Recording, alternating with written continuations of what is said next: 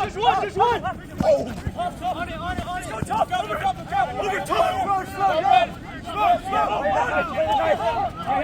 Well, hey everyone, we're getting close to the end of our Major League Rugby Draft shows, and we've got a lot to go through this time, so a quick thank you to the sponsors, US Rugby Foundation, Irish Rugby Tours, Panther Rugby Academy, Next Phase Rugby. Thank you so much.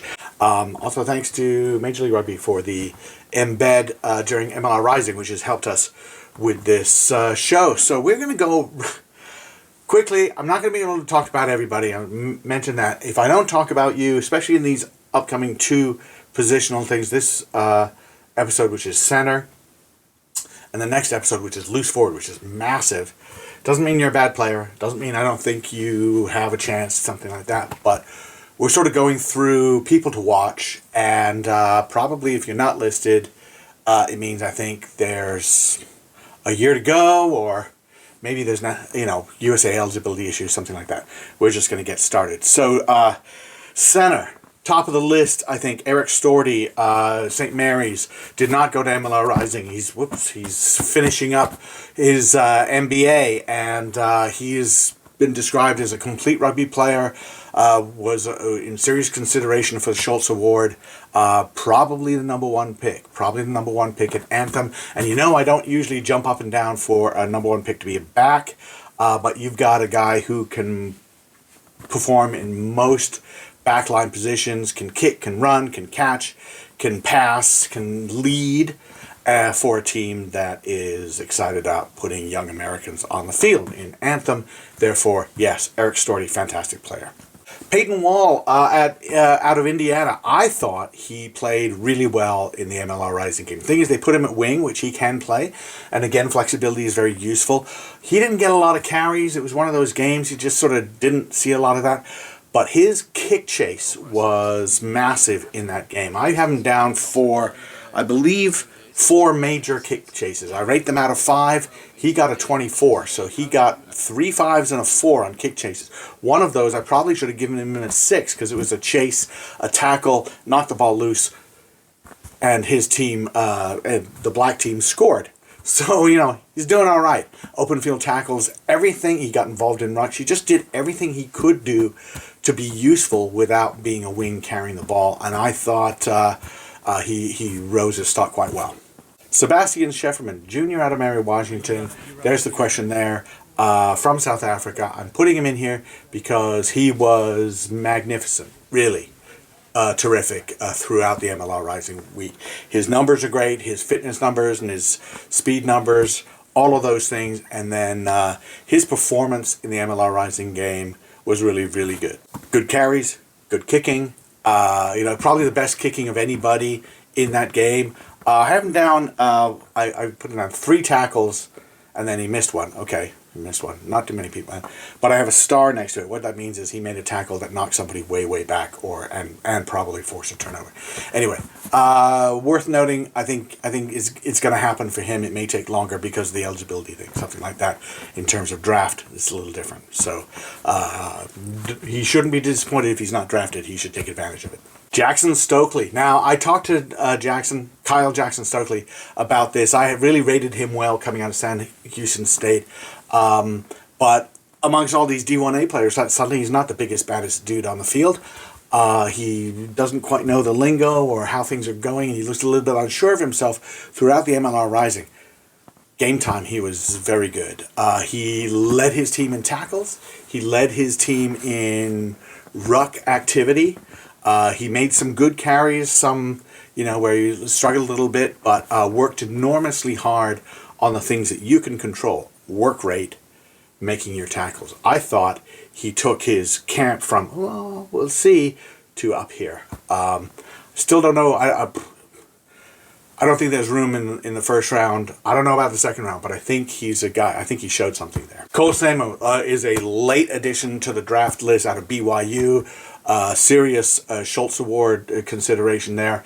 An excellent center out of the Chuckanut program in Washington. Born in New Zealand, but grew up in the United States. USA eligible.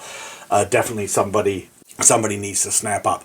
Similarly, E.J. Freeman, who grew up in Germany and the UK, went to school in the UK, and then played at Arizona, USA eligible, really talented player, center, but could also be a loose forward, so it's kind of an interesting mix there. I think he's definitely someone you've got to keep an eye on. Darius Law is another late addition, a very dynamic center for Life University. And he comes from Charlotte, so I don't know if he wants to go back to Charlotte and work on that. I think he has potential to be a high pick. Lots of speed, lots of elusiveness. Maybe they move him a little further out. I don't know. But he can also tackle. He's got a lot of positives there. Not a big kicker. That's okay. But another one that sort of guy kind of got an X factor. So, yeah, he could go pretty high. A few but players. Stuart Duncan out of Mary Washington was in MLR Rising. Didn't get a lot of action. Didn't get a lot to show as much of what he can do as possible. Also a junior and also overseas player. So these are obstacles players have to getting drafted. Shane Rickley-Kindle, University of Victoria, USA eligible, looked great throughout the MLR Rising week. His workout stats were pretty good, a very good vertical leap, but the rest of it was sort of like pretty good, but really good character stuff. Injured before the game, didn't get to play, which is a shame for him. But the fact that he's both USA and Canadian eligible is important. Stefan Alberts out of Lindenwood really controls the game well. Intelligent player, stats are good. Again, South African background, so that's a question there. But one of those players who could probably slot in anywhere in the back line, he'd be comfortable. Isaiah Saldana, like Peyton Wall, was put on the wing. He didn't get a lot to show himself with. He has a lot of pace, and he's an aggressive and scrappy guy.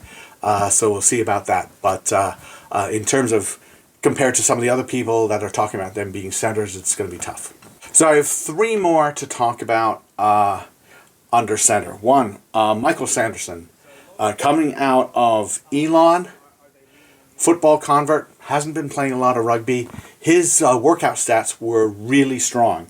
In fact, let's have a look. So what I did was I rated your 10 meter, your 40 meter, and your Bronco, not just a time. What I did was I gave you out of 10. If you were in the top group, you got a 10 out of 10. If you're the next group, 9.5 or 9, things like that. Vertical leap, very close to, the highest vertical leap was a little bit over 30. So I could just divide everything by 3, and I felt comfortable. The scale was appropriate. Sanderson, Bronco, 9. 10 meter, 9.5. 40 meter, 10. Vertical leap, 11.3. I think that was the most. I think he was at, I guess that would be 34 inches vertical leap. Those stats are as good as anybody had. Rugby-wise, he needs time. And he would be a perfect situation for one of these club teams in the Midwest, in the East Coast, in the West Coast, wherever he wants to go. He's from the East Coast. So put him in.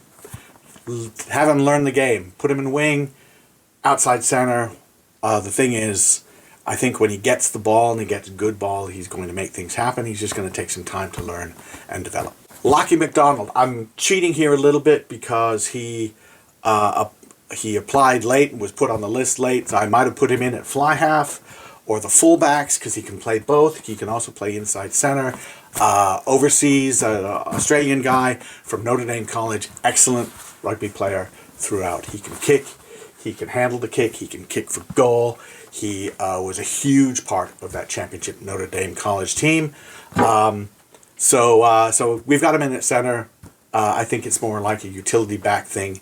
Hopefully he can put a stamp on a position at some point. Again, being drafted, being an overseas qualified player is difficult. Getting through the draft and finding the right situation for you, that's what it's all about. And finally, Brendan Bennett, Texan out of UT San Antonio. This is another team where, he's like, well, what's your competition? What are the standards you're playing with every week? He handled himself extremely well. His numbers are good in the workouts. His numbers were pretty good in not a lot of time on the field. Also, they put him at wing. So that's just, they're trying to find space for people. I think that's a compliment in this case, because you had set centers for the red team, and you knew who was going to be sending. It's like, let's put Bennett on the wing. At least we get him time and we get to see him. So in limited time, I've got him with 3.5 tackles, the pass rating of 4.5, and I've got him with a carry rating of 4.67 out of, so 3 carries for 14 points. These are all good numbers, so it's not like he didn't do good things when he was on the field. So that's your group of centers. I blew through them a little bit, and I think I have a little bit more time, and I just sort of go back to the guys at the top of the list.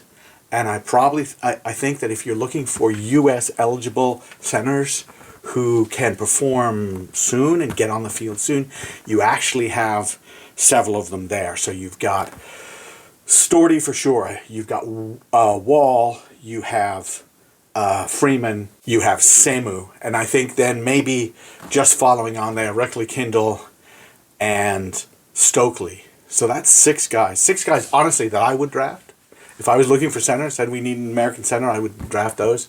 They're different kinds of players. Some are more complete. Semu is not a kicker. Storty can do all of that, so that's why you rate him a little bit higher, and especially in a game today where kicking is very, very important. That's not to say if you don't kick, don't ask him to kick, ask him to carry, ask them to distribute, whatever it is. But I think that it's important to see that not just those workout stats and also offensive stuff is what do they do off the ball. And one of the guys who really showed me a lot, or 2 of the guys that showed me a lot, I think, in terms of work off the ball, were Stokely and Peyton Wall. So that's what we've got there for center. Thank you very much for everybody, especially everybody who contributes to Goff Rugby Report. We've gotten a nice response talking about it a little bit more. What your contribution does is help cover travel costs, which are frequent and they're always there, and then web hosting costs, which are not getting any lower, and in fact, as we work on a revamp of the website, maybe getting higher. So it really helps that you help us basically with fixed publishing costs. Thanks a lot. How to contribute, that's on the screen, and we'll see you next time.